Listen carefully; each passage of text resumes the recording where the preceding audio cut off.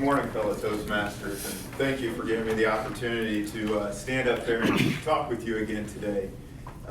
Corey and Nancy, congratulations again, and obviously Muffy and Jeremy, congratulations. It's interesting to think that there are going to be so many babies here very shortly. I think maybe later in the year we'll have to have a meet and greet.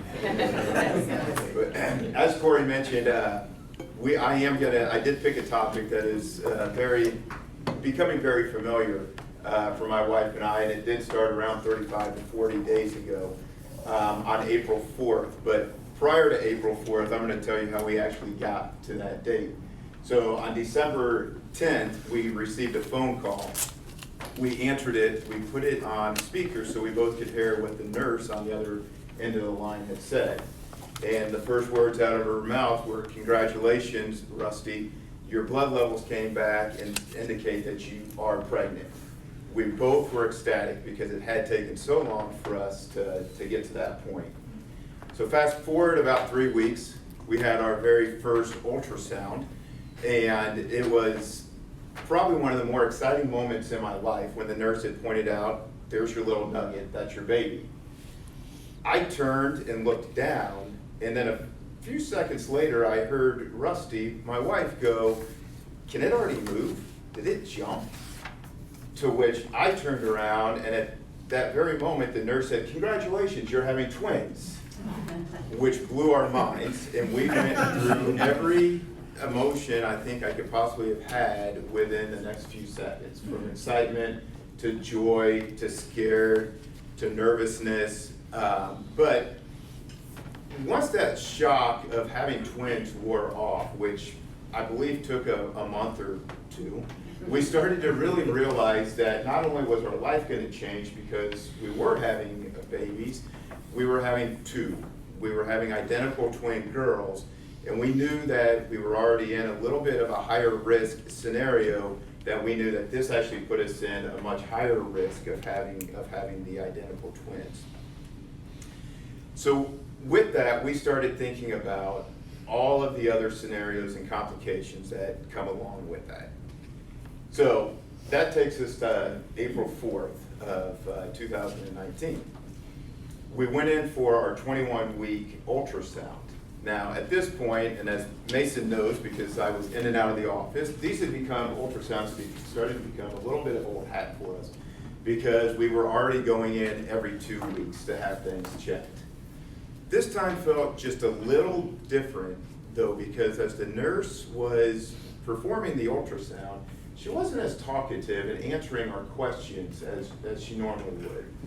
She stepped out of the room and brought in another nurse who started doing picking up where she had left off on the ultrasound as well, and she too wasn't as talkative. So both of us in our minds started really thinking, okay, something is not right in this scenario. And they then left the room, and the doctor came in, and she was the one that broke the news to us that we had what is called twin-to-twin transfusion syndrome.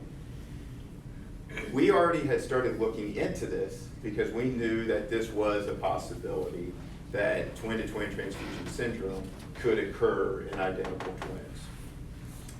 So within the next 36 hours, we had, in the help of doctors and nurses from 3 different hospitals, St. Luke's Maternal Fetal Specialist Center, Children's Mercy, and Truman Medical Center, we started to really understand what we were in for.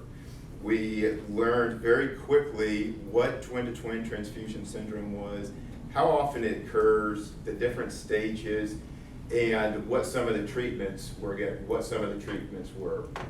Now, due to the length of the speech that I have today, and I'm not going to go through all of the stages, I'll just walk you through our situation and what we decided to do.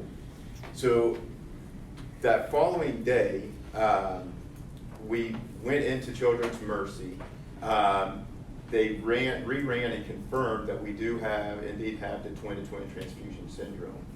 We had already started doing our research with those doctors, but also on the Twin-to-Twin Transfusion Syndrome Foundation website to really understand what it is. So what twin-to-twin transfusion syndrome is is a disease of the placenta where it has abnormal blood vessels and connections between the babies. And what happens is one baby becomes a donor and the other baby becomes a recipient, and donor A, or as we call her today, Tiny, will begin to pass those nutrients and blood to the recipient, baby B. This name won't stick, but we call her Big Bertha on the other end. This can only happen with identical twins. It doesn't happen with fraternal, and it doesn't happen, for obvious reasons, with individual babies. It does mean that one baby doesn't get her nutrients in order to grow as she normally would. The interesting thing was that with all of the babies that are born in the world, and the number of twins that are born, and the number of identical twins, we realized very quickly that we had something that was very rare. This only happens to there's only about 5,000, less than 5,000 cases of this syndrome a year with the latest research that they have. So we had already discussed amongst Rusty and I what we were going to do. And I said earlier I won't walk you through all of the different stages, but we were considered stage 3 in this with this syndrome. And so we had already decided that we were going to have surgery. Surgery is one of the treatment options that they have. And I won't go through all of the details on the different types of treatments, but that's the one that we selected. What that treatment entailed was my wife, who at the time was 21 weeks pregnant, was going to have surgery. They take a laser and insert it into the side of her and essentially map, like a highway system, all of the different connections that are within the connections between the two babies. Once the doctor found all of those connections, then he was able to take a laser and laser off with 2,000-degree heat all 12 connections that were causing baby A to pass everything to baby B. I am happy to report that we are now 26 weeks and 1 day. The surgery was a success.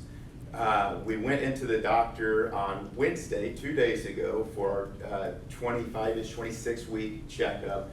Had a fetal echocardiography where the doctor not only did the normal ultrasound, but also went through and did a whole look at their hearts. And both babies are doing very well. And we are now, our next goal is to get to 28 weeks. Thank you very much.